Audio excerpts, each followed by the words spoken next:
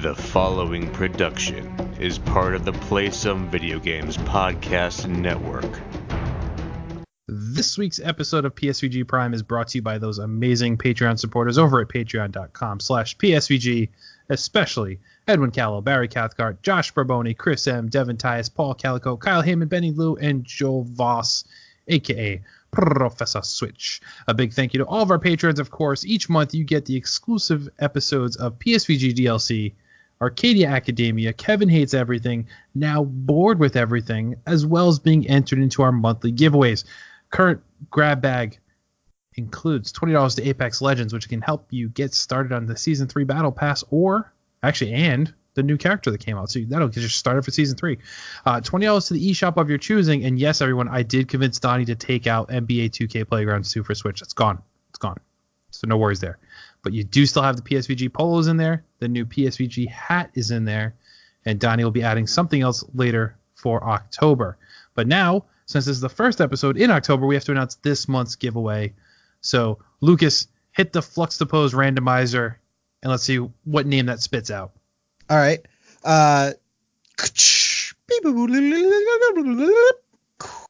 Okay. We have Mr. Garrett Bland. You are the winner for this month, so please reach out to Donnie, or knowing Donnie, he'll just reach out to your Discord and find out what the heck you want. What you want. So tell him what you want, what you really, really want, and he'll zigga. I don't know. He'll do something. He'll mail it to you. That's what he'll do. So if you want to get in on all the action and help support us over here at the PSVG Podcast Network, head over to patreon.com/PSVG. But now, on to this week's episode.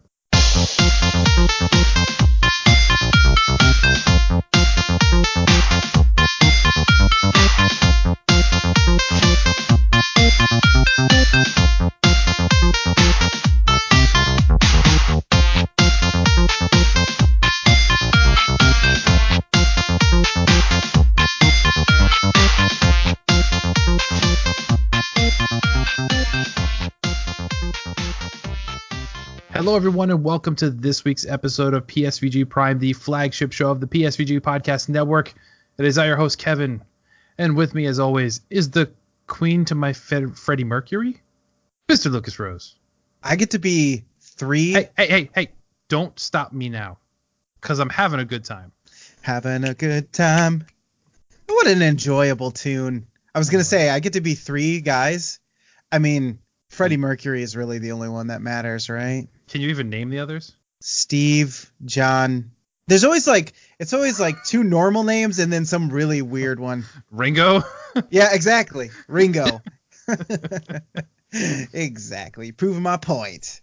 That song was stuck in my head. I introduced my two older kids to Shaun of the Dead last night. So they have that scene with the beat. Remember, they do it to the beat of the song. Like, yes. So I think that's the first time I ever heard that song, actually. Really? Yeah. Wow.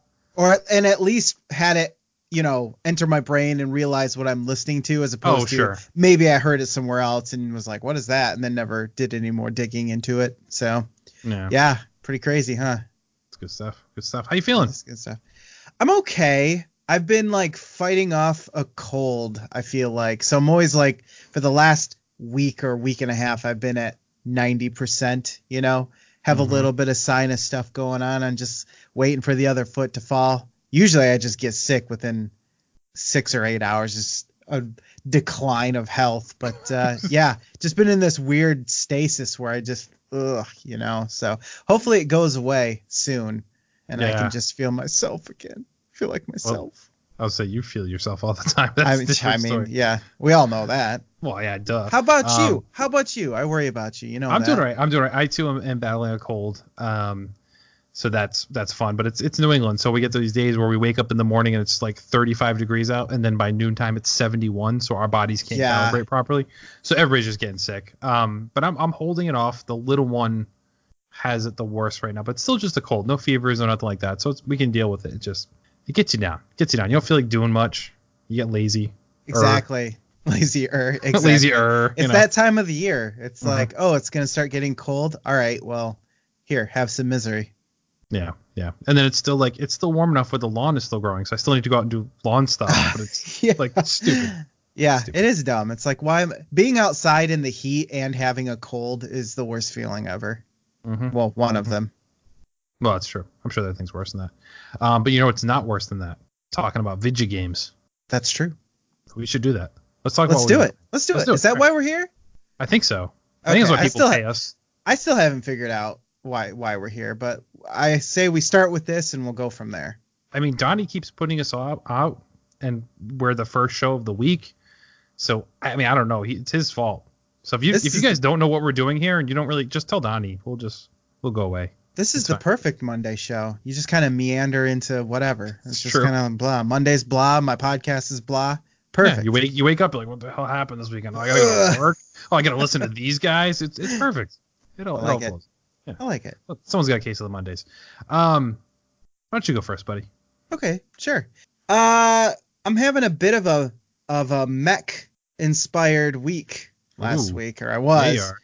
Yeah. So Humble Bundle, the early, my favorite, my first love, had a game that I had been looking to buy, so I kept it around, and it was the early unlock, and that was BattleTech. I had been looking forward to this game because I always remember playing Mech Warrior, like the Mech Warrior series. My friend really loved it, and I always remembered stacking up your mechs with different weapons and ridiculous loadouts and everything. Yep. But, slow plotting mechs that are like walking tanks. None of this anime stuff where they're super fast and basically Gundams. Yeah. Yeah, Gundams, exactly.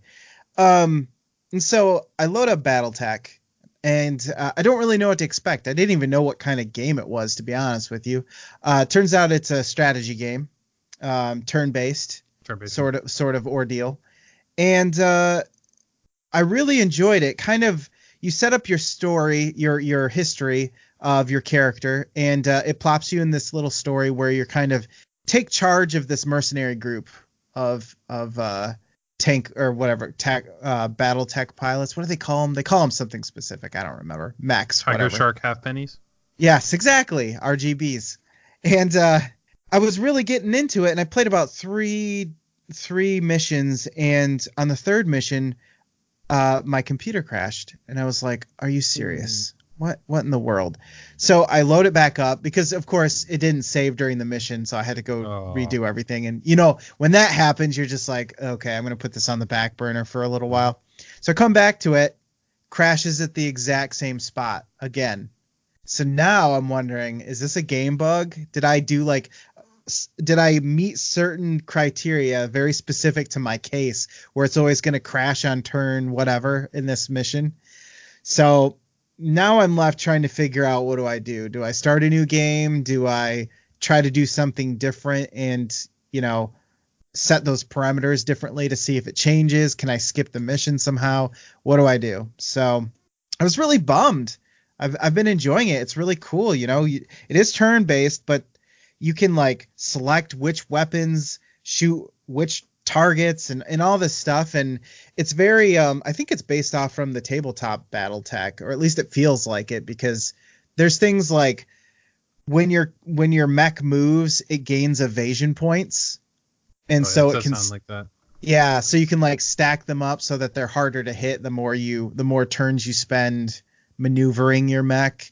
You can do jump jets and kind of instead of moving land based, you can jump over different obstacles and land behind enemies and stuff like that. So I don't know, it's been really cool, and it's not your typical strategy game where you're the ones I'm used to anyway, where you're setting up Overwatch like Mario Rabbids Kingdom Battle, that type of thing, where you're setting up Overwatch and kind of setting off a chain of events. This seems a little bit more war gamey, I guess, if that makes sense. So yeah, I mean, I've been having fun with it. I'm just frustrated because I don't know what to do from here, and I've looked it up to see if anybody else had issues, and there are other bugs, but I can't find this specific one for this escort mission. And of course, it's an escort mission, everyone's favorite. Oh yeah, those are the best ones.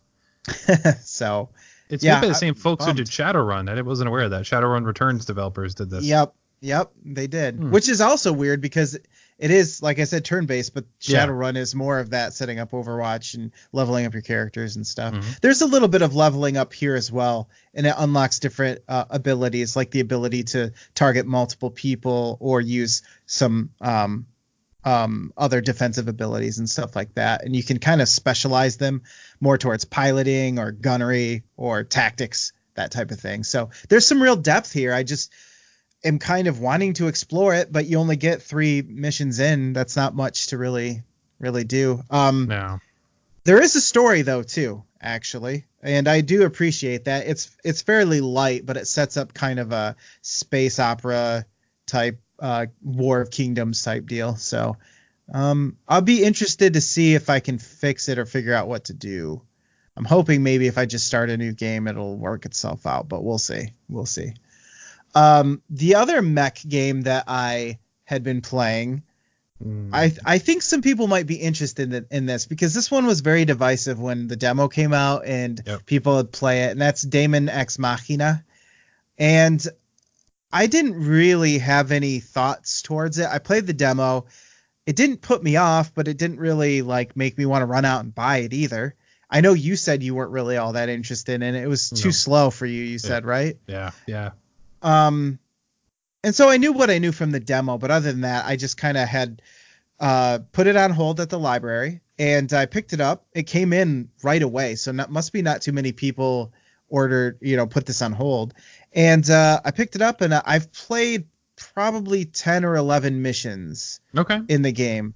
I made my beautiful character, who has since changed, but it has a character creator, and it is anime inspired, clearly, because I mean it's totally anime max anime people.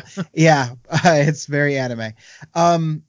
So I made a ridiculous character with mismatched eyes, because you have to. I basically went as anime as possible. Green hair, the whole works. So what I liked about the demo and everything was the ability to customize your mech.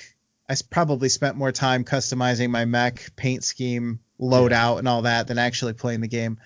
And there is a little bit of a story going on, but there's a lot of different groups, and they're all fighting for territory.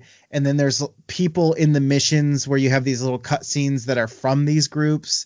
And I don't really care about any of them, because they're all just anime trope number 1, anime trope number 2, like I'm cool guy, and I'm the guy. You can beat me. I'm the best around. I'm lone wolf guy, and I'm the green faced guy who's probably gonna end up getting killed or something.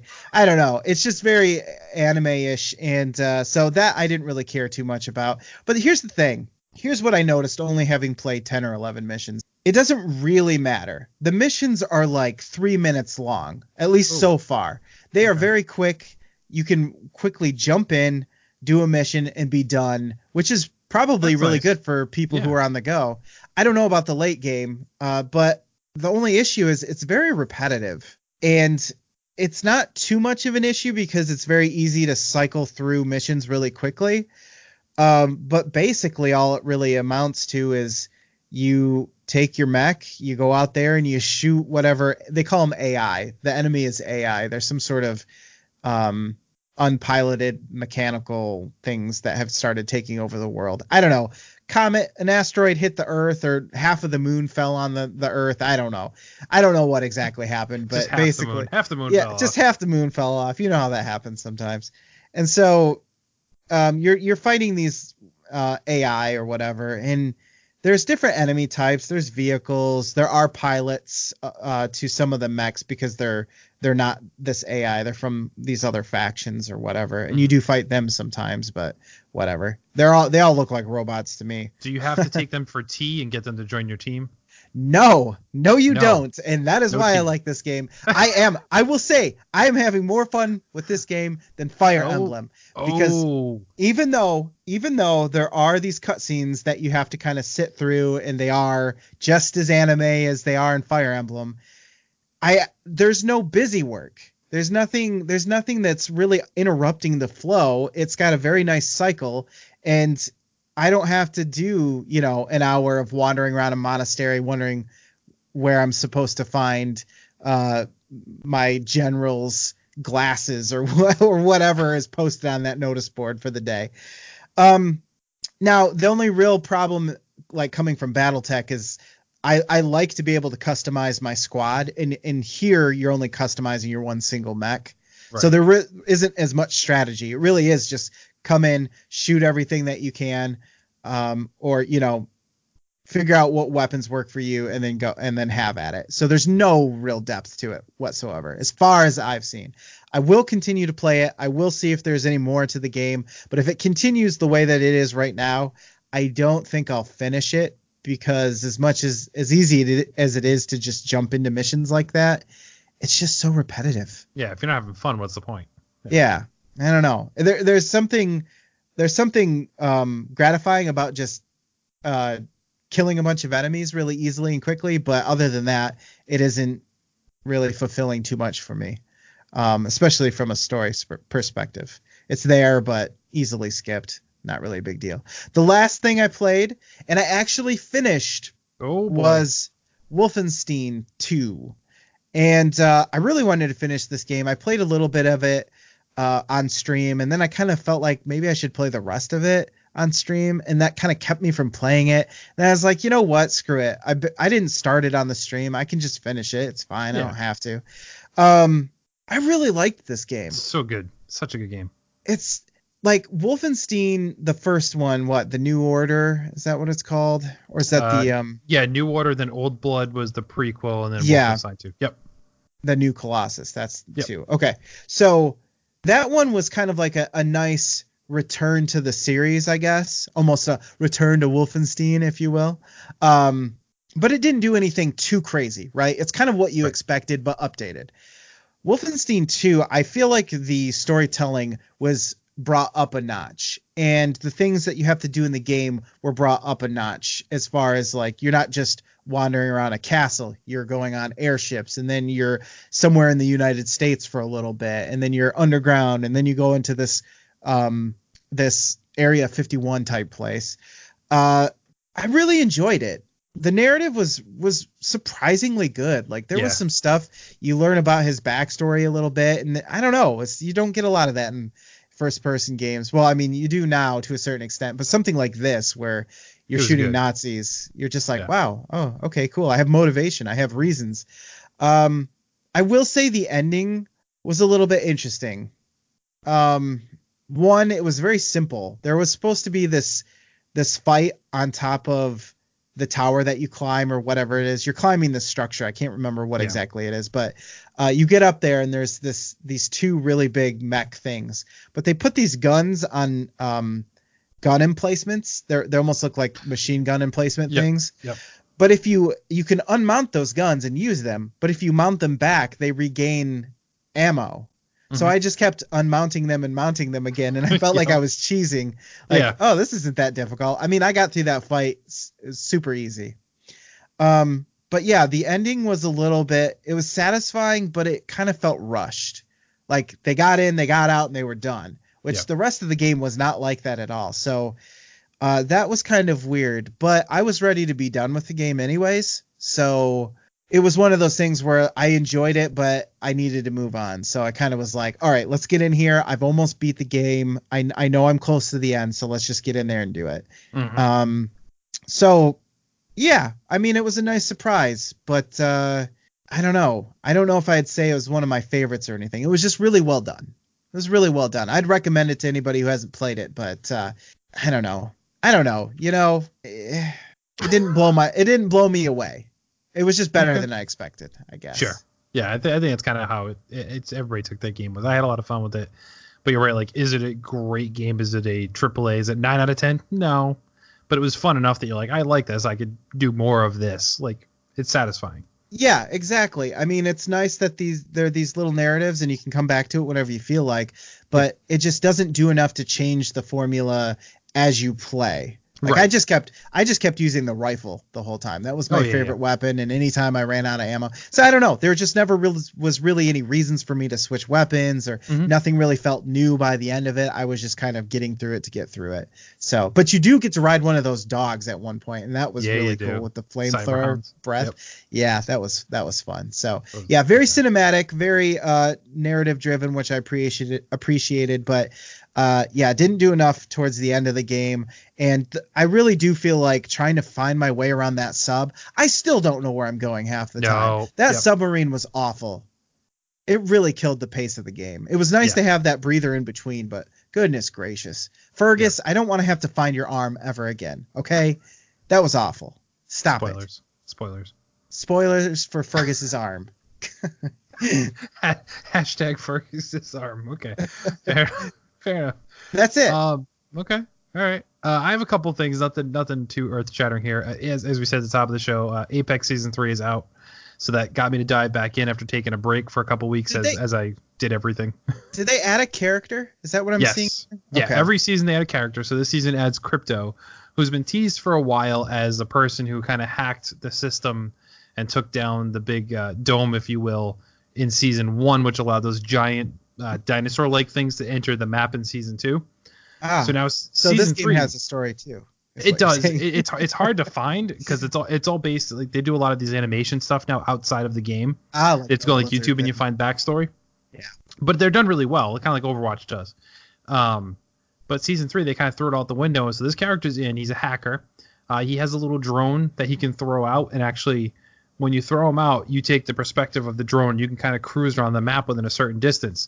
So you can actually look and find your opponents and where they are, and you can tag them on the map so your teammates can go and rush them. If I did that, I would just get killed while I'm doing that. That's the risk of it. You're completely vulnerable unless you're hiding somewhere where they can't see you, because you can't see your character while you're using the drone. You have to back out of the drone in order to take control again. Scarier. Yeah. The other cool thing though is you can do an EMP blast, which will make like every enemy in the vicinity kind of freeze and will move really slow for like 30 seconds. So if you get a group of enemies, you EMP charge, your teammates rush in, you can wipe them all out pretty easily. So it can be used. I'm not good with him. I still need to figure him out, as any new character is. But he's cool looking. Does he have his own currency? Cryptocurrency, if you will? I see what you did there. I see what you did there. Got a little joke. Jokey McJoke face. Jokey McJoke face. That's me. Yeah. But the other cool thing that they did do is, instead of like how like Fortnite does, where they just kind of tweak the map a little bit every season and they make like little changes, they actually threw out the whole first map, and it's a whole new map this time. Wow. So there's like a whole section of the landscape where it's like lava. Then you have like a wetlands area. You have an ice area. There's actually a train that travels around the map that you can hop on and just cruise through a lot quicker, which makes for a lot of fun gunplay if you're on the train and somebody else jumps on the train too. And it's like a Wild West like shootout thing on top of the train cars. So it's pretty fun. It definitely gave it a much needed jolt, because I was getting a little tired. As much as I enjoyed the game, I was getting a little bit tired. Like, you always knew, like, okay, I'm gonna land here because I like landing here. Like, now it's a new map, so you're like, well, I haven't seen this whole map yet, so I don't know where to go yet. Like, and they put these interesting funneling in points, if you will. Like, the map is designed to take a lot more deliberate to drive people into a certain area together, and they kind of bottleneck them to cause people to have to not run and hide the whole time. You're going to be forced to confront somebody the way the map is structured this time, which is pretty cool. Because before, if it's too wide open and, the circle closes, you can just run anywhere. Well, now the circle closes, you have to look and say, okay, well, the mountain's here in the way. I can't go up the mountain, so I got to go around it. So I have enough time to get there before the circle closes. So it forces these encounters you may not be expecting. But it's pretty fun. And I have a story about some other things that are being teased and rumored later in the show. The other thing is, I got a package in the mail that I wasn't expecting from Mr. Johnny Reese. And it was No More Heroes, Travis Strikes Again for the Nintendo Switch. So he got it at the buys of the best of the buys, the simply best buys you can find, and he shipped it my way. And he's talked ad nauseum about this game, so I'm not going to get too much into what it is per se, but I will say I echo his sentiments, and this game is really fun. Like, really fun. I think you would enjoy this one, so I would check your library. If you can get this one, I suggest you do, Lucas, because the humor is great. Yeah. It's very fluxopposed in nature. A lot of 80s, a lot of synth, a lot of dirty jokes, which is surprising for a Switch exclusive. This is the game where when you go to save, you're taking a dump on the toilet, and that's how you save the game. That's the best way to save. I save my game a lot then. I mean, they always say you can play the Switch on the toilet, as well as commercials, right? Was the German commercials they had with it? Yes. But yeah, it's a lot of fun. It's very lewd. It's a hack and slash type game, top down perspective. So it's not like the other No More person based, but basically Travis gets sucked into a killer video game console, but because he's the baddest of asses, he insists that he could beat the game even though his life is at risk. So he just goes on tackling this game console and different Every level is structured after a different style of game, so that it feels different. Every level you go into, there's different mechanics and different things tweaked about it. But it's a lot of fun. I think you'd enjoy it. It might be. I think I'm like 3 or 4 missions in. I could see it possibly getting a little repetitive after some time. But it is fun. The one thing I don't like, though, so backpedal a little bit. So the game level is a different game in it. In between those, you have to find other cartridges for this console. Do it in the form of like a choose your own adventure, where it's all text based and let's go in here and talk to this person. You got to convince people to somehow you get the cartridge. Dude, after the first one, it was like 15, 20 minutes of text. So that part was a little annoying. If I have to do that in between every single one, I'm going to be a little annoyed. Yeah. But I'm not sure if that's the case yet, because that was just like rough. There's no cinematics in between it. It was literally like it would put it up. It was a black and green screen, and the text was all green, kind of like the Fallout, Metal Gear Solid almost. Oh, okay. Like the messages on the bottom, and so it runs a lot like that, and it's like that part sucks. So I hope it's not continuously going on throughout the game in between each level, because it will be horrible. But overall, I like the game. I think it's so far. I'll give you more updates to let you know. But if you can put this on the reserve list, do it, because I think you'll have fun with it at least too. I thought for some reason it was. I thought it was a digital only game or something. Nope, yeah, I'll have to check it and see if I think what they did was it was cool because you could buy the digital cheaper, but the physical came with the season pass for like $10 more. That's what it was. Oh, that's cool. There was a thing with that. Like, you couldn't buy the physical without getting the season pass, but you could buy the digital without the season pass, $15. But wow. I think Donnie got it for like $24 or $20 for the whole thing, so totally worth it. Last game here, I don't know what possessed me to do it. I don't know what got to me. I think it was on Discord. I went to Destiny 2. And this surprises me. This surprises me quite a bit, actually. Yeah, I don't know what it was. I think it was like the whole hype of it being crossplay, of it being free to start, because I have it on PS4, but I mean, we talked about a lot now. Most of my time is spent on the Xbox One because of Game Pass and things like that. Well, I was like, well, now I can just download on my Xbox, get those achievements. They all say like, oh, well, there's new sections they're giving away for free in Destiny 2. Your character carries over. But in my head, I'm like, it's been so long, I don't want the same character. I'd rather just start over and play again. The thing that shocked me the most was booting up this game, picking my character, and I did the first intro mission. And I'm like, this doesn't seem familiar at all. They changed this game so much, and we make fun of this game. Like, everyone in the Discord makes fun of Dev for playing it all the time too. They changed this entire game. Like, they removed the intro to the game. They changed the entire story of the game.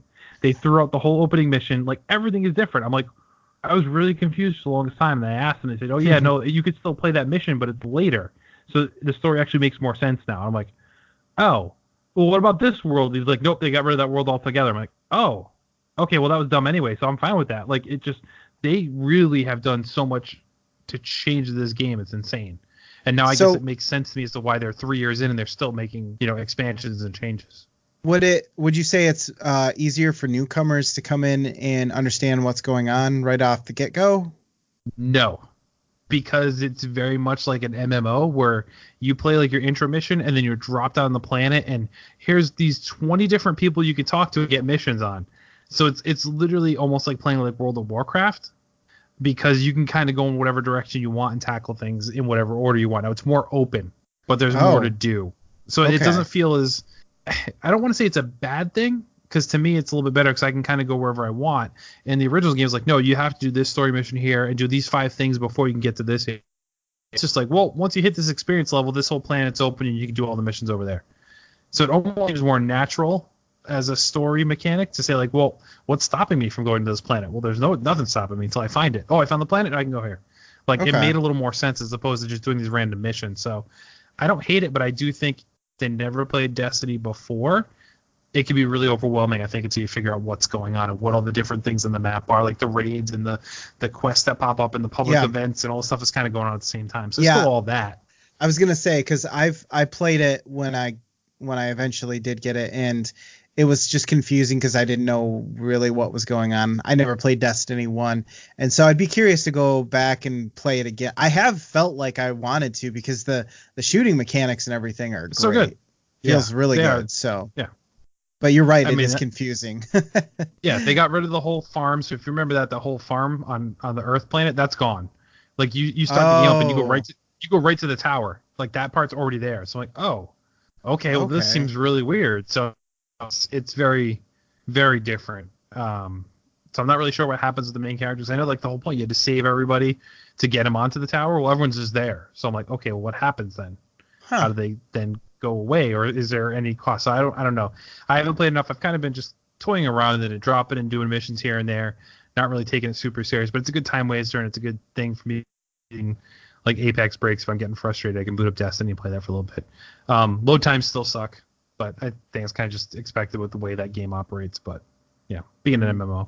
But, Yeah. all right, that's it for me. So we'll give more updates as the weeks go on. But you guys sent us a ton of messages this week, so we're gonna dive right into them. So let's check out the messages.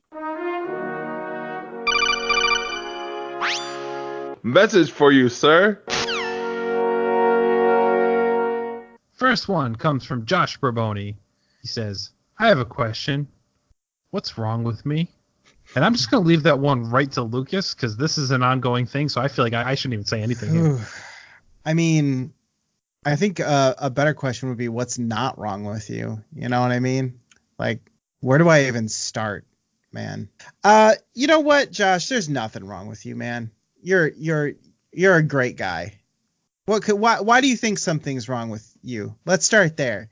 You hit me up in the PMs, the DMs, and you tell me what you think's wrong with you, and I'll charge you $50 an hour, and half hour, and we'll talk about things. Tell me about your relationship with your mother. that type of thing. Is she hot? She's single? Is Exactly. she ready to mingle? All right, moving on. We'll go to the other fun one here. Coach Hulk tweeted it. Madden 20 cementing itself as the best game this generation. Ooh. What would you say that there's a game not called Madden 19 even close to being second? What do you think, Kevin? I think the NBA 2K Playgrounds 2 is a close second to Madden 20. Wow. Strong feelings. You know, I actually agree with him. I think it's the best game that has the number 20 in it that I have ever seen. I have yet to play it, but boy, do I wish I could. That's I true. will say this, though. At least they brought Madden to the PC. If they could do that with NHL, then I would be happy. I would be a happy boy. So that would be a close second. No, it hasn't been since 2004 or something like that. Maybe 2002. Yeah, it's bad. Maybe a little bit later than that, but I know it's not like it's been a while. And why? Yeah, like if you have Madden, why wouldn't you have NHL? They have have Madden, they have FIFAs, they have basketball. NBA, yeah. It's ridiculous. That's dumb. Isn't it weird how Madden is the only sports title that we still call it after someone's name? Right. You know? Nothing else is FIFA. It's NBA 2K, whatever. It's MLB The Show, and then Madden. Yep. If you don't know John Madden, like imagine young kids nowadays, like why is this called Madden? Well, this used to be this old guy who used to talk a bunch of gibberish during football games, like, well, you see here, the point is to score more points than your opponent. Yeah, thanks, John. Tough acting, tit acting. What the defense is trying to do is prevent the offense from scoring points. Yeah, we get that. Thanks. This is football. Okay. Why don't Cosby? We both kind of did that. We went that way. I don't know. Going in with the defense. That needs to happen. Somebody needs to mod Madden with Cosby as a Cosby commentator. 2020. Cosby-tator. That's the answer, Coach Bo. The second best game this generation would be Cosby 2020. Oh god. Oh gosh. All right. So let's get to the serious questions here. Not that Coach wasn't serious. He was very serious about it being the best game this generation. And he got a serious answer. Sure. So Haley asks, I have a question. If you could have one exclusive from another ecosystem on your platform of choice, what would it be? I already know my platform of choice. There's no question about that. I know.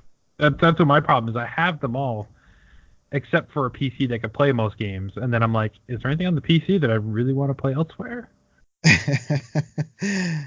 That's a good point. For me, I think it would probably be The Last of Us on PC. That would be great. I know it won't happen, technically but you could. PS Now, you could do it. Yes, I actually did PS Now, and part of the issue is I don't know if that game in particular required it, but some of the other games I wanted to play, like Until Dawn, I think, right? That's the horror one. Yep. Required the DualShock controller with the touchpad. Like you still had to have it, or else you couldn't play the game. Because there's certain I was like, I'm trying to think. It's been so long since I played the last. Sure. I don't know if you need that on that or not. That was technically a PS3 game at the time, right? Yes, PS3 originally. So you wouldn't need it for that perspective, but I don't know what they did with 4. No, with the PS4 when they did the remaster. I don't know if they added any functionality that I haven't played on the PlayStation. And I would assume the remaster could be announced on the PC. 4K textures, optional, but day one download, obviously. All those little remastered things that they do to make the game like 100 gigs. But yeah, I think that would be great for me specifically. Probably not great for Sony, but just me. Me. Yeah, I don't know. I'm trying to think of like a PC game that hasn't come to console. It always like, hey, I really want to play this, but they kind of all eventually make their way. They may not be announced as that, but they always kind of end up making their way over if it's something really good. I wouldn't mind doing something like, ironically enough, we talked about earlier, like a Shadowrun on console. Like being able to just sit on the couch and play that versus, which I know you could do with the computer. And I know people are going to be like, well, okay, you could do that, but that requires effort. And we talked about that before. We don't have effort anymore. Like, I want to try. I don't want to just be able to do things. You think it would come to like the Switch because that has a touch screen that like never gets utilized for anything. No, not at all. Yeah, I mean, I don't really have. My problem is I have the PS4, I have the Xbox, I have the Switch. So, yeah, sorry, Haley, I don't really have a great answer. I mean, there's games from the past I'd love to see hit modern consoles. So if you want to talk something like that, like a Fallout New Vegas, I would love to play that again and have it like up-resed a little bit, which I know I can do the Xbox 360 backwards compat, but it's still going to have the jank. But if I was able to remaster something like that, I would definitely be down for something like that. So that's probably as I can give you. You'll be able to answer this question in like 2 years when you're only playing Xbox games. Yes. Yep. You know what? Yeah, that's what's going to happen because if I don't make the Sony jump on the next gen, I'm going to be missing out on some stuff for sure. Yep. You're right. It's true. So thank you for the question, Haley. Next one comes from Chowfie. When 2019 is a wrap, what game is going to get overlooked but shouldn't? Now, do you have anything off the top of your head? Because I have a couple, so if you need time to think. Give me time to think. Okay. So the first two that popped in my head is Resident Evil 2, the remake, because that was really, really good and really well. I think a lot of people were still in the post-holiday funk, if you will, and they had a lot going on that they didn't try it out. I feel like not enough people played this that should have. So I think that's going to get overlooked a lot. And there was a beautiful remaster, well done, looked great, sounded great. I wish they'd do all the old Resident Evils in the same style and kind of give them that enhancement. And then the second one, I'm going to cheat. I'm going to give you 3. So the second one I thought was Kingdom Hearts 3. Same reasons. Like, I think a lot of people played it, but didn't. It's weird. So Kingdom Hearts is tough. A lot of people ask me, Kevin, should I play Kingdom Hearts? And I'm always like, well, I don't know if you'd like it. Because if you didn't play 1 and 2, I feel like jumping into 3 is a terrible idea. Because the story in Kingdom Hearts is so super convoluted that if you don't have that background, it makes 0 sense. And they brought the remasters to the PlayStation, but they never brought them over to the Xbox. Yet Kingdom Hearts 3 was available on the Xbox. So I think people got discouraged by the game and stopped playing it when they might have maybe should have given it a better chance, a longer chance. Okay. So that one's, which wasn't a great game, but it was good. And for somebody who'd been waiting almost 15 years for the sequel from 2 to 3, that I wanted it so bad that I got it. And then I think a lot of people that said they wanted it didn't end up playing. I think they missed it. And the third one, ironically enough, I'm going to say Apex Legends. I feel like for something that dropped in February and changed the mechanics and kind of just the whole game of Battle Royale. Like, everyone's kind of like, we don't need any more Battle Royales. And that came in, and a lot of people like it. Like, a lot of people are into it, which makes sense. And they continuously do things slightly different or slightly better than the competition. But I feel like everyone just kind of poo-poos on battle royales now, that they're not willing to acknowledge that. So I think when, game of the year conversations are being had, I feel like not enough people are going to be talking about Apex Legends as being one of the big releases of this year, simply because it's a battle royale, not because of its technical prowess, what it did, what it still continues to do as it goes on and evolves. I feel like a lot of people are going to over that. Those would be my three. So I gave you three. Hopefully that's enough time. Yeah, well, I've got one. I mean, I can think of one, and it's one that I played, and it's called Rage 2. Now, okay. I feel like this is already happening anyways, because it didn't come. They did such a bad job of marketing this game, in the sense that they did too good of a job, because they did a good job marketing it. Yeah. But they just lost the tone of the actual game in the marketing. Like, they had more fun with the marketing. Yeah. And it's not a great game, but I'll tell you what, it feels good. It's good to play. And I think that it's one of those games that kind of got everyone through that period where there wasn't really much to play at the time. And thank goodness, because I don't think this game would have done great if it released around now, like, September, November, somewhere in between there. Yeah, so I feel like Rage 2, that's just going to be pretty much have the same legacy that the first Rage had, which was It didn't really do anything new and wasn't really memorable. But it's a decent play, surprisingly. I mean, I beat it. That says something. Couldn't have been horrible. So, I would say Rage 2. I would say Rage 2 for 2019. It's a good one. I honestly forgot about that. So, sure. Proves your point right there. Well, thank you. So thank you for that, Chaffee. Last one comes from Mr. Sean Capri, like Connery. No, that's not how you say it. No. Sean like Connery. Capri. Sean like Connery. Capri like Capri Sun. That's better than pants. Capri Sean. Capri Sean. That's the new thing. Sorry, Capri Sean. That's your new name. He says the new ukulele game has abandoned its Banjo-Kazooie 3D roots and gone 2D like Donkey Kong Country. What other game should leave its genre and become a better experience? He personally thinks Mass Effect could make a comeback as a top-down party RPG like Baldur's Gate. That's a really good thing. Mass Effect Baldur's Gate, that'd be really cool. I'm totally down for that. But the ukulele is getting really good previews in this new iteration that's, basically a rip off of Donkey Kong. They're getting good vibes off of that coming out. I believe it drops this week. But I've seen some early folks having played it, like Sean Capri, and they all say it's really good. So I'm trying to think. I was thinking, what we really could go for, Lucas? If you took something like Mario and gave him like a sports game, or maybe like a board game, or a turn-based strategy game, or a racing game. On mobile. I think that would be... No, I'm just kidding. No, come on, Mario. You can't have them all. No. Stop it. Gotta catch them all. Mario, but you're collecting all of the animals of the Mushroom Kingdom. Yep. But no, my serious answer would be it's been done, but it hasn't been done for so long, and I brought this up recently that I'd love to see it go back to it, is the Mega Man Battle Network games, where it takes Mega Man and made him a turn-based strategy game. Well, kind of turn-based strategy. I shouldn't say it's turn-based combat, kind of. I don't know. Did you play those at all? No. I'm guessing not, because it was Game Boy Advance, but you could those. But they were really cool. It was done where Mega Man's in a platformer. You actually were inside like this kid's phone. Like every kid had a phone. They had their avatar in the digital world, and it was like their personal assistant. So you had Mega Man, another kid had like Gutsman, and they were all there. But the combat would be your Mega Man would go into the internet or any like on, and they'd be able to bust viruses as they were going through. So you'd be in a weird top-down map similar to like a Shadowrun or Baldur's Gate, and you'd run around, and when you encounter an enemy, it turned into like Final Fantasy style, where it was you'd face off against the opponent, and you'd each take turns doing combat.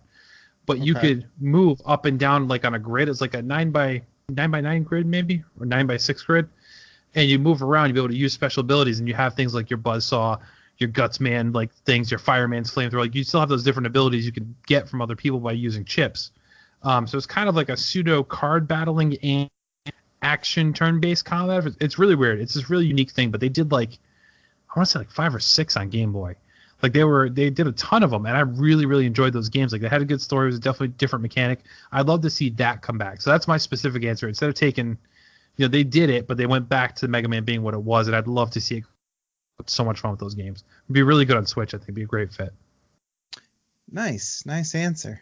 I like that. I think my answer is going to be controversial here. Ooh. And I don't even know if I think it's a good idea, but I think I don't even know if I want it. I think it's an interesting idea, though. Okay. I think The Legend of Zelda should be a turn-based RPG. Okay. Could be a turn-based RPG. Mm-hmm. Now, I think that you could see it has the benefit of having a lot of different characters with a lot of different races. There's a lot of lore to the world, which would really slow the game down and allow you to experience more of that lore. I feel like it's a little bit more acceptable in an RPG than it is in an action-oriented game. Yeah. And so, you could have Zelda and Link up there on the battlefield, side by side, duking it out against, I don't know, some Final Fantasy looking boss or whatever, Ganon, They're little chibi sprites, and Ganon's like the huge, takes up like half the screen. No, it doesn't have to go. Zelda Tactics? You want Legend of Zelda Tactics? What do you think? Yeah, I was going to say, it doesn't have to be that old school, right. But I don't know. I think that could be cool. That could work. I mean, it worked for Mario. Right. And they did with Final Fantasy, was it Warriors? Not Final Fantasy, Legend of Zelda Warriors. Yeah. Warriors. So they already did. So the hack and slash, you could still take those same characters and put it into that style, and that would be cool. Like you could have the archer characters, like the distant characters. You have the mages. You have hand-to-hand combat, like Link and stuff, like Gorons. That'd be great. All the items can become unlockable feats or whatever. Mm-hmm. You can use an arrow, or you can use bow and arrows, or you have bombs as part of your magic set. And it has magic. That's established as well. So you could have fire spells and wind and all that other stuff. So I think there's a lot there. They have dragons. There's those dragons there too. I mean, you have everything you need for an RPG. Make it so. I've convinced myself. So if you're not convinced, talk yourself into it. Yeah. I'm going to go code it right now. Okay. Well, can we learn with the show? I have to learn how to code as well. Well, that's true. I'll say if you can get more minutes, we can finish the show. Then you can go ahead and start coding. Okay. Okay. Right. Yes, I can wait a few more minutes. Okay, cool. So thank you for sending in your questions. You can always send them to us in the good old Discord or tweet it as @PSVG or @PSVGKevin, and we will address them on the show for you. So thanks, everybody. But it's time to check out the news of the week. I'm Commander Shepard, and this is my favorite news outlet on the Citadel.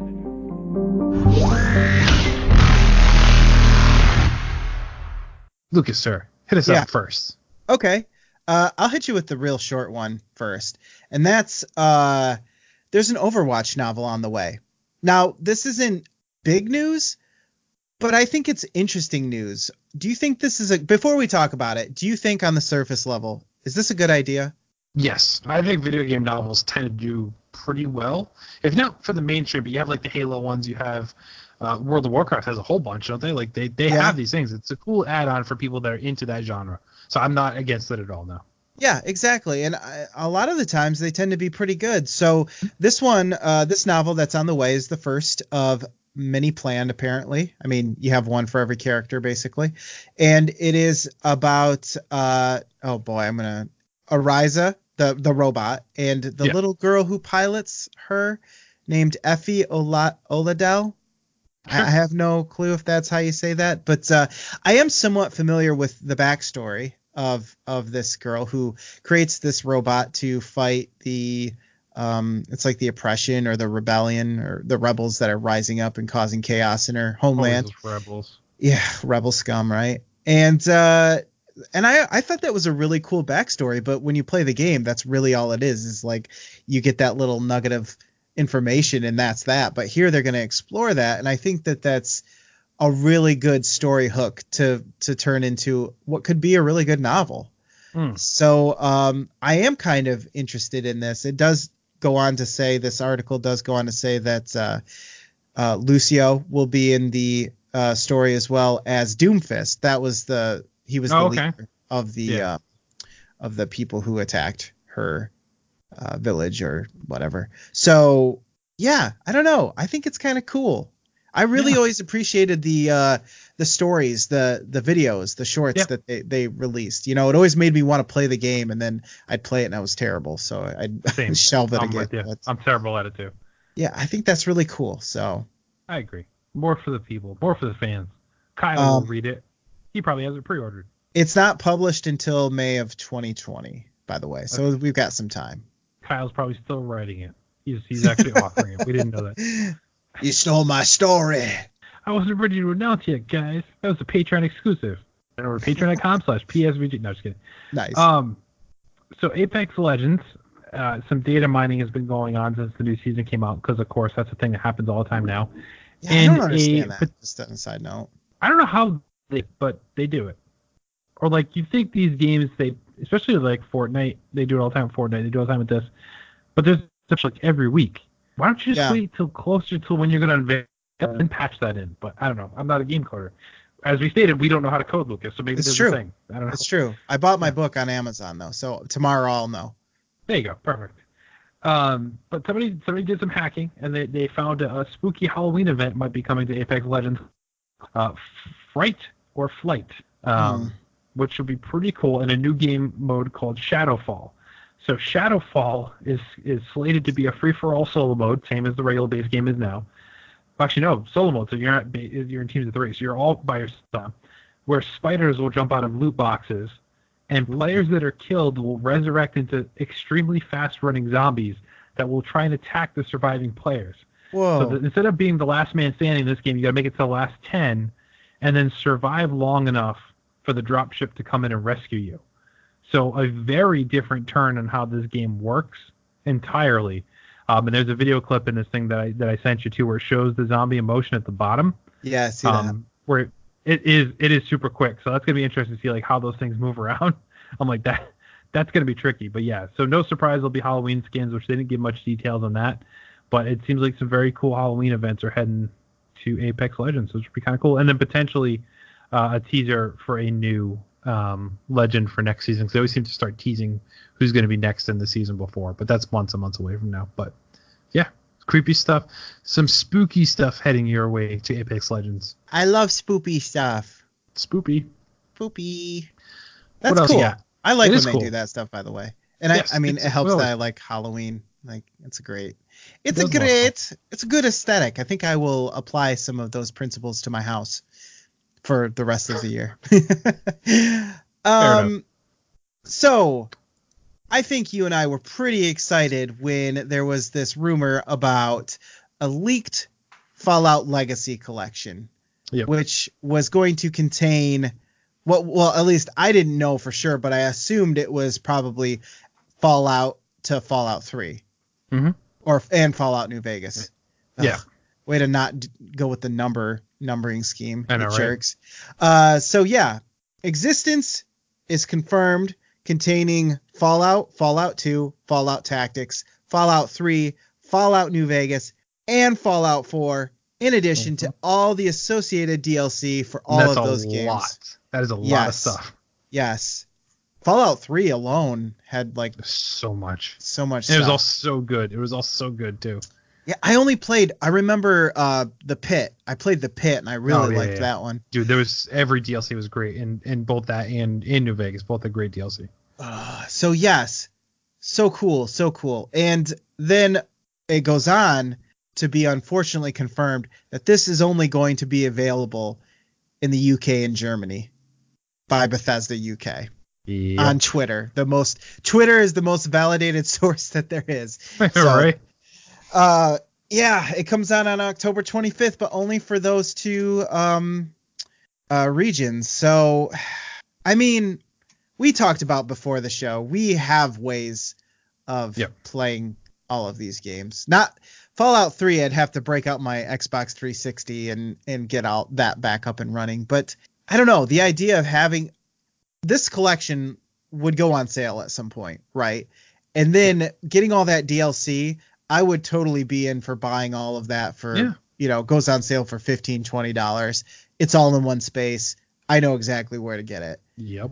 But why UK and Germany only? Is there a reason that you know of that they would only do that there? No idea. So I'm hoping that it's just a delayed announcement? Like, because it really doesn't make sense. You don't typically hear of games, especially like flagship games, being like sold in, Southeast Asia, or this one's going to Ireland. It's U.S. only. Like, you don't hear that. So this is very, very strange, and I'm wondering. I don't know if this coding thing. I don't know if they have a different team working on it, so they don't need to translate all the other languages. But typically, the overseas ones have all the different language options anyway. It's only U.S. because we're lazy. That's like, this game only comes in English because we're American. We only speak American. Exactly. Learn our language or leave. Yeah, so like I can't think of any reason why they're doing this unless it's just to test the waters. But like you said, the price point, even at the full price point, was about the equivalent of $45 we heard. That's still insane for the amount of stuff you get. Yeah. In this package is nuts. Fallout 4 is still being sold for that much. So yeah, I don't know. It's a damn shame, Lucas. You know what's even more of a damn shame? They didn't include Fallout 76 in the Legacy Collection. I guess that's the newest game. You misspoke. Fallout 76 is a damn shame. That's what you meant to say. Not that it wasn't included, just that it is a damn shame. Dude, best opening to a game I've ever played. I got to test. I got to take water samples. That was cool. Yeah. I did Skinny Matt's job basically. No, he tests urine and poop. Is that what he? Oh. That's why his hands always smell funny. More than just his hands. Hey, I don't even know what's going on. So yeah, really, really big disappointment. That stinks. Get out of here with that nonsense, you silly. It does. So Donnie sent this next story over, and I thought I had different news for you, but then I realized the chart I was going to reference is also in this article. But our good friend Ninja, he's over there doing a mixer. Kind of a big story over the summer. Mixing it up, I will say, it's true. Are you a viewer of The Masked Singer, Lucas, at all? Have you heard of the show? I know what you're referring to, but no, I'm not. But I have seen the clip, and I know most importantly, I know what he dressed up as. Yes, a giant ice cream cone, which was very Fortnite-esque. It was funny. But yeah, Ninja did participate in The Masked Singer, so I do have to notice that. That is a brave thing to do. I will give him credit there. And he terrible, horrible rendition of Old Town Road, which isn't a hard song to really do karaoke anyway, but yet he made it hard to do. Ruined it somehow.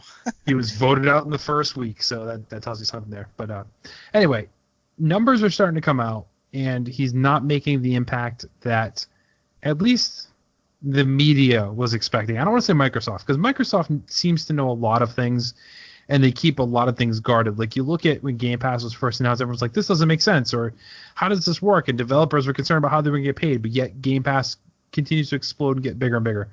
They know what they're doing, clearly. But Mixer only saw a slight growth so Ninja launched into Mixer in August. Previously, Mixer viewers, total hours watched were around 37 million. It only went up to 40 million with the transition over of Ninja. So not a huge jump when you look at that. But the bigger story is that Twitch grew almost 100 million hours in that same month that Ninja left. Wow. Which that doesn't make sense to me, but yet it's there. Now in September, numbers always drop because kids go back to school. So viewership of all the streaming services, Twitch, Mixer, YouTube, Facebook gaming, they all go down that time anyway, because that makes sense to me. But to see, the exact numbers here, these numbers that are dropped, or, Twitch is just, I knew more people watch Twitch than Mixer, but I didn't know it was this much. Like, it's almost a 900 million hour difference in the month of August. Like, that is mind blowing. People watch more YouTube gaming than they watch Mixer, which that I thought was nuts because they pretty much abandoned YouTube gaming. Like, now it's just regular YouTube, but people watching it more than Mixer. And Facebook is even creeping up on that. So Facebook gaming had 37 million hours in August, and Mixer had 40 million. And now in September, Facebook continues to grow, and it has 50 million when Mixer dropped to 29 million. So Mixer's numbers just aren't really lining up, I think, the way they have there. But the big thing is, I think it's expected. You're going to see a slight boom. Mixer, like, here's the biggest thing is you got to stop trying to compare Mixer to Twitch. At least for right now, it's not going to be anywhere close for a long time. I think we all know that. So it's a long game that they're trying to play out. But I wouldn't have expected Ninja's numbers to get like 25% market share over what they had. There's just no way it was going to happen. But he likely has, a multi-year deal. I don't think Microsoft got him to jump for Twitch for like a 1-year contract. Like he had a big money thing or a longevity thing where he knew he wasn't gonna have to wait for months because that check cleared for Microsoft. Mhm. Like he didn't need to worry about anything.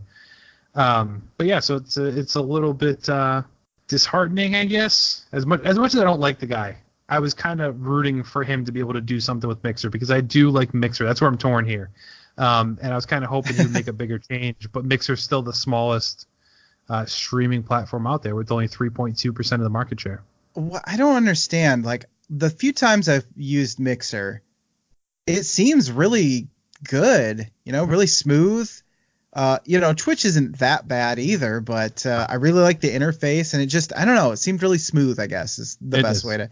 I don't understand what is it because you have to have a Microsoft account or something that people don't like it? I mean, maybe. I just think it's more the kids know Twitch, so they stick with Twitch. It's like, look at all the kids that still play Fortnite, look at all the kids that still play Minecraft, just because they don't know what else is out there.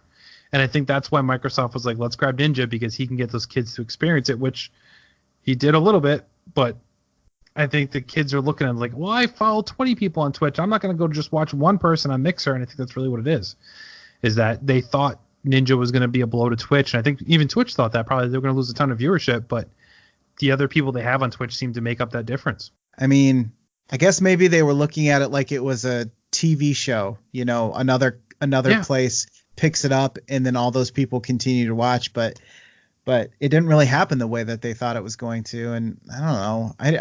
I hope Microsoft is getting what they thought they were going to get out of it. I guess is the only thing that I can say, because it seems like it didn't really do anything. But no. And it's surprising too. So like when Gears launched, he naturally was like the first person that got to stream Gears of War, like because he got ahead of time. Like so there was cross promotion there. Yeah. But even that, he didn't play it for that long. He was like right back to Fortnite because that's what everybody watches him play. I mean, the audience I see for Gears, I just don't feel like they're watching people stream Gears. If I'm going to play Gears, I'm just going to wait until it comes out. Yeah. Gears. He played the whole campaign on stream, and I'm like, that's the last thing I'd want to see, because I want to play Gears for the story. I want to see what happened next. Like, it's a little weird. But I think we'll see more, and hopefully he plays a bigger part in the launch of the next Xbox. Like, I think maybe that's where the play is going to be, where right now they're just trying to figure it out, and then he's going to be a major player in that, I feel. But who knows? It'll be interesting to see, because this is like the first deal of that type, right? Absolutely. Yeah. So he's the first one that got the kind of deal for sure. But interesting. Time will tell. What else you got? My last bit of news for this episode is something that brought a smile to my face. I am so excited. Red Dead Redemption 2 is coming to PC and Google Stadia, but soon. Oh, thanks for the oh my gosh, autoplay, stop it. Yeah, I'm so excited for this, because I was really disheartened. I guess I should have seen it coming, because Grand Theft Auto 5 was the same way. Didn't come to PC. But we knew it was coming to PC. They just were like, it's going to take a long time. And they did take their time, and they got it right. Rockstar did, and bringing over Grand Theft Auto 5. Mm-hmm. So to not really know quite yet whether or not Red Dead Redemption 2 was coming to PC was kind of like, for me, it was just kind of like, it probably isn't. If they're not announcing it now, I don't know why they would bother to wait. Right. But apparently there were rumors that this was going to happen. Mm-hmm.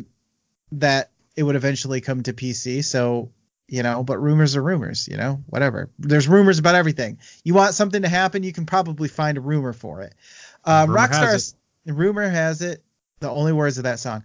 Rockstar says the PC version of Red Dead 2 will feature improvements to take advantage of the hardware.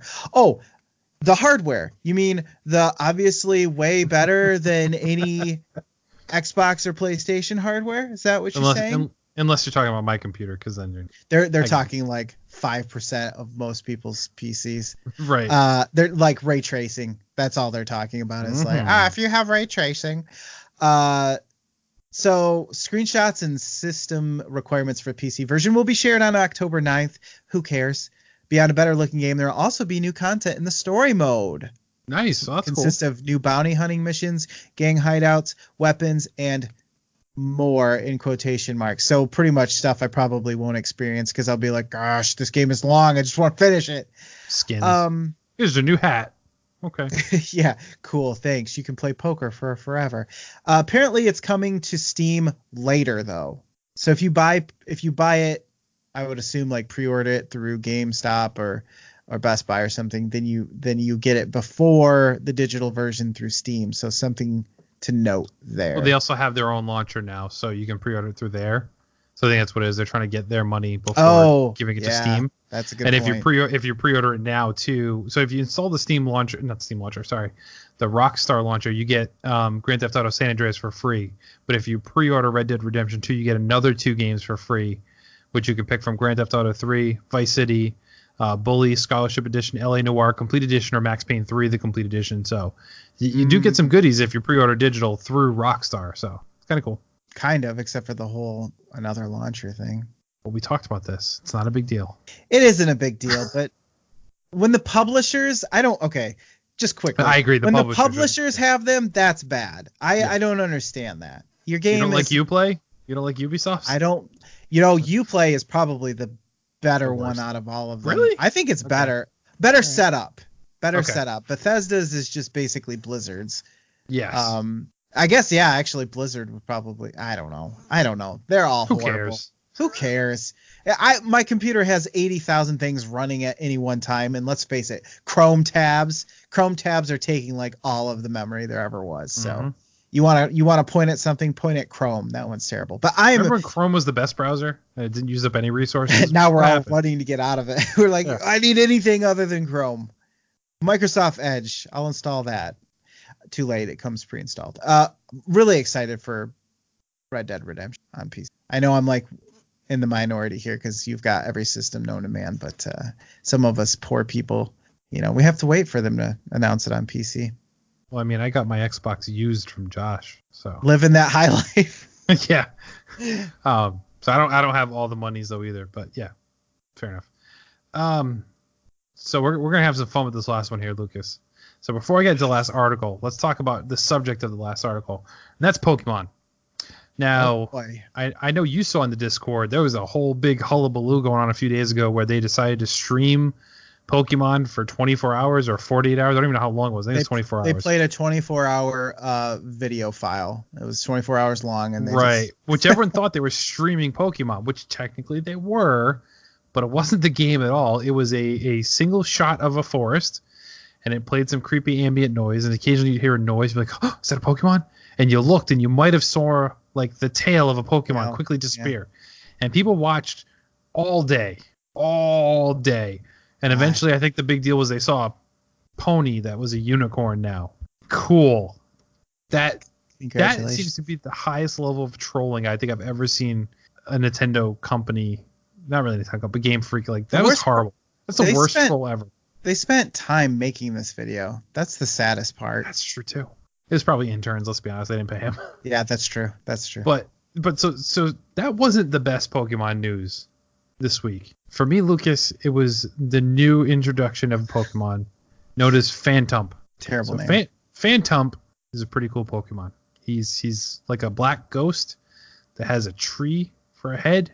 He's a ghost grass type Pokemon, and it's October, so it's a great time to announce it. Yeah. But let's talk about what this Pokemon is. So every Pokemon has a backstory. Like Pikachu, he's an electric mouse. He's really cute, Well, this Pokemon is actually the ghost of a dead child. So, wow. Phantump is a ghost of a child who was alone and got lost and then died. Oh. So that's right, everybody. Get your Pokeball ready, kids. And don't think about the child probably died of exposure, had a family that was looking for him. It was probably a big thing all over the news. There's probably a cold case file thing on Netflix original series about what happened to this kid. He's now Pokemon inside your Pokeball. You make him fight little Pikachus for your enjoyment. That's evil, dude. That's evil. That's horrible. And the fact that the more there are out in the world means there's more dead kids. That's like, also, I don't want to get into like the whole how does this work, but I didn't think people could become Pokemon. How does that work? Right. I don't understand that at all. Now they're just coming up with, there's no rules to this world. This is depressing. It's terrible. Look at, there's a picture right here. There's 6 dead kids I'm looking at with stumps on their head. Yes. Wow. And the worst part is this isn't even a new Pokemon for like the new game. This is from before. And now like the Pokedex is trying to change the story and say it's an unknown spirit now. But it's out there. No, we knew what it was. Now we know. We dead kids. Dead kids. Wow. It's terrible. If you buy Pokemon, you're approving of dead children. It's true. I mean, what else? What else can I say? What about these people that buy 2 copies of Sword and Shield? You're twice as horrible. You want 2 dead kids. You have dead twins. It's terrible. Wow. I never knew Pokemon was so dark. Right? Yeah, you have the creepypastas, and you think about that, like the Violet Town that oh yeah, the song hypnotizes kids, like those things. Yeah. This is worse. This is worse than that.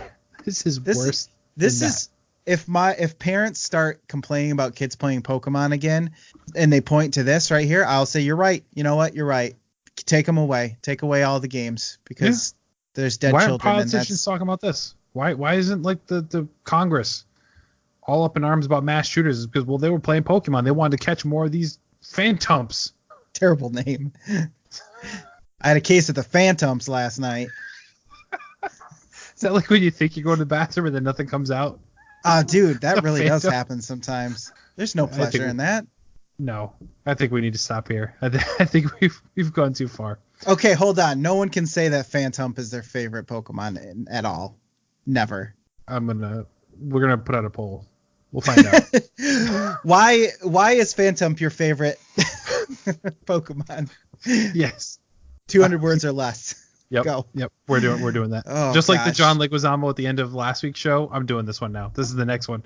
Nice. Nice. So yeah, that wraps up this week's show, everybody. We thought you hope you have some fun and laughs at our expense, I guess, because we're buffoons. We just do this.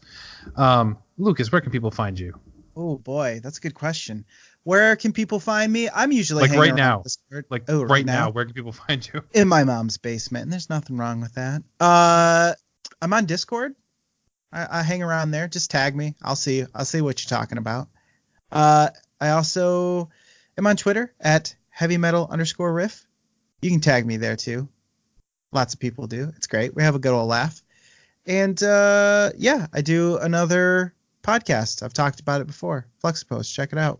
Or don't. I don't care. I'm fixing to be on PSVG Prime. Prime DLC. This is where am I? Where am I right now? What's going on? The problem is I thought I was on PSVG DLC and I had 8 tequilas before coming on the show. Tonight? That explains a lot. It does. Yeah, that's true. But yeah, that's everything. You can follow the show overall. Head on over to psvg.blog to find the links to all the things, the Patreon, the Discord, each individual podcast feed. Some bit of news though, Lucas. Yeah. Next week, episode 200, man. That's pretty crazy. I've been here for every single one of them. It's true. You just didn't have your mic on most of the time, but it's fine. You're here now, and that's what matters. It's true. So we are fixing to have a special guest return yet again. Yes. If schedules align and nothing happens, but I'll say it anyway, which is going to entirely jinx it, and then he won't be able to make it. Mr. Justin Warner from Food Network and Marvel will be on the show with us next Thursday as we record, so you hear it next Monday for episode 200 Extravaganza. So if you want to send in on the Discord, hit me up on Twitter, let me know. I expect a lot of food-related questions coming our way next week, Lucas, so you better be prepared. I'm always prepared for food.